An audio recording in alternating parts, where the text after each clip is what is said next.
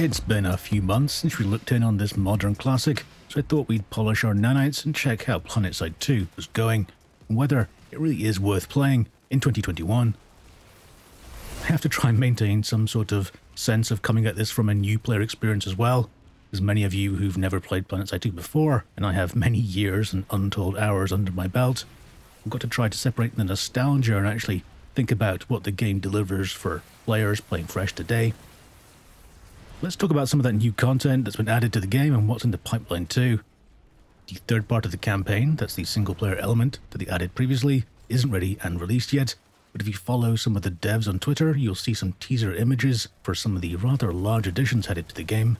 In fact, it might be one of the biggest updates we've seen so far. That's taking into account that they destroyed a large part of a map and then replaced it with a weird anomaly previously too. Rel's Twitter shows a massive building that should be landing in the game in a future update. I really haven't seen anything like this in the game before. Generally interested to know how this feels to play on and in. And I would very much hope that it's the center of the show upon release to all the new players, not just those doing the campaign, can actually play that content. I did play the second part of the campaign when it was released, but I'll admit that I didn't finish it like I did part 1.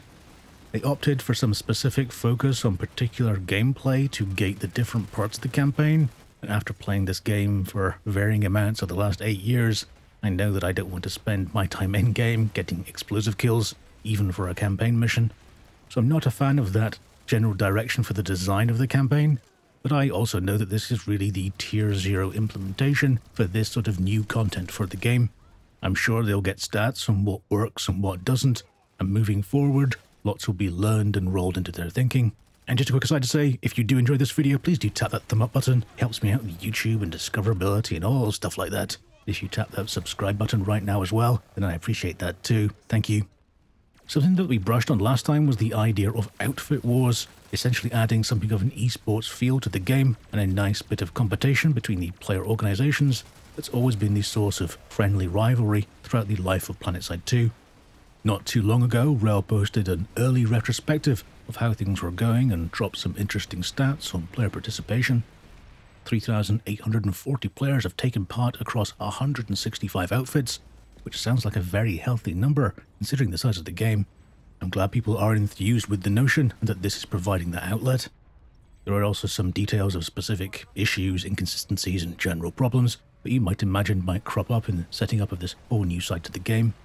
But what really caught my eye was in the summing up for this third alpha for the Outfit Wars system. Rel talks about learning about the cadence of how things should work going forward.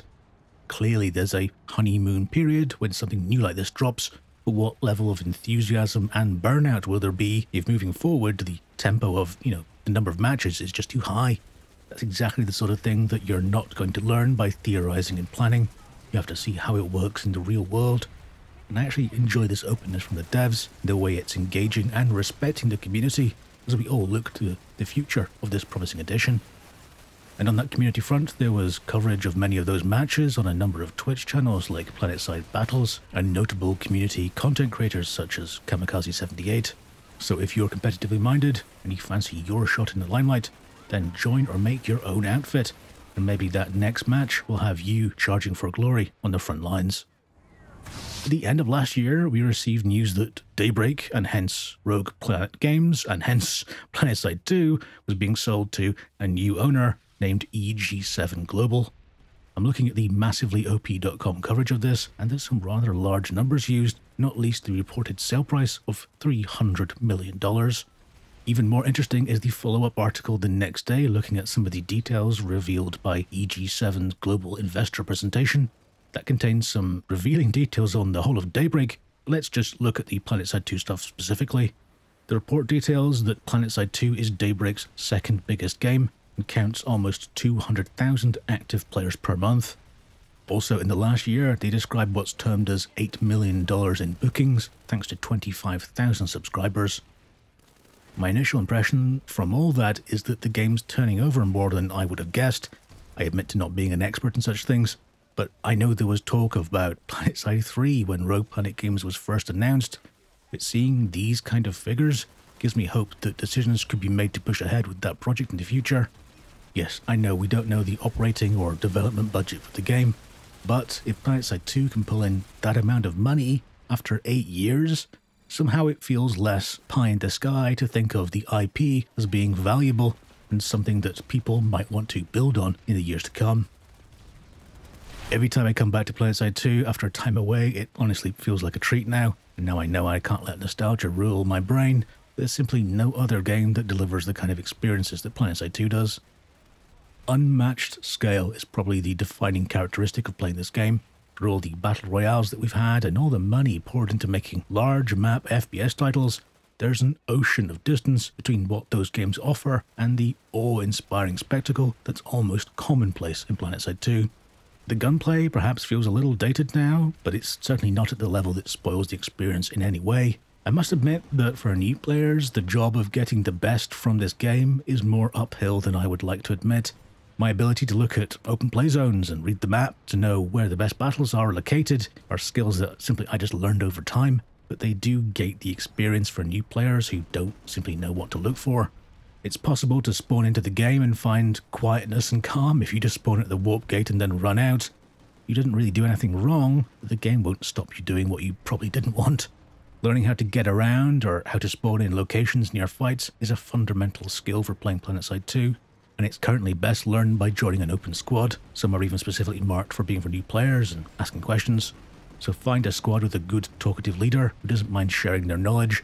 You'll not only learn those base skills, but you'll also experience the enjoyment of finding out how much more fun the game is when it's played in a cooperative and coordinated way. In a game about scale, you also need to scale up your ability to influence what happens. One trooper with a gun doesn't wield much power here, but a squad of 10 is not to be trifled with, and a platoon of 40 should be feared.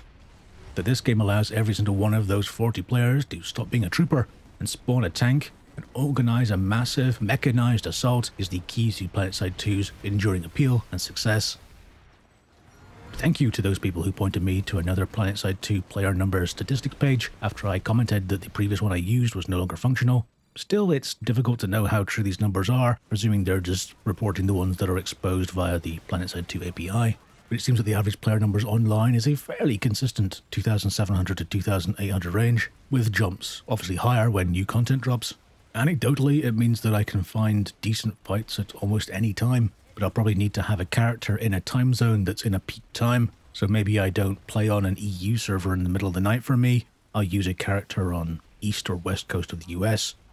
I'm guessing if you play at peak times in your own time zone, then you'll not see much of a problem. So, in March of 2021, PlanetSide 2, is it worth playing? Well, I'm kind of struggling to say anything other than yes. Does it look as fresh as it once did? No, not really, but then PlanetSide 2 at launch wasn't the most high fidelity of games. We traded ability for eye candy, and we're very happy with that trade.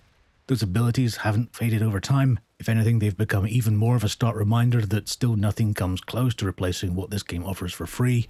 Yes, I should really say that again, this game is free to play. There are a multitude of ways to give them money, of course, from unlocks to fashion, and honestly, some of those technicalities are probably a video in themselves. But the heart of what makes PlanetSide 2 special is free for anyone to try. If you are curious, then you can decide whether this MMO FPS is for you.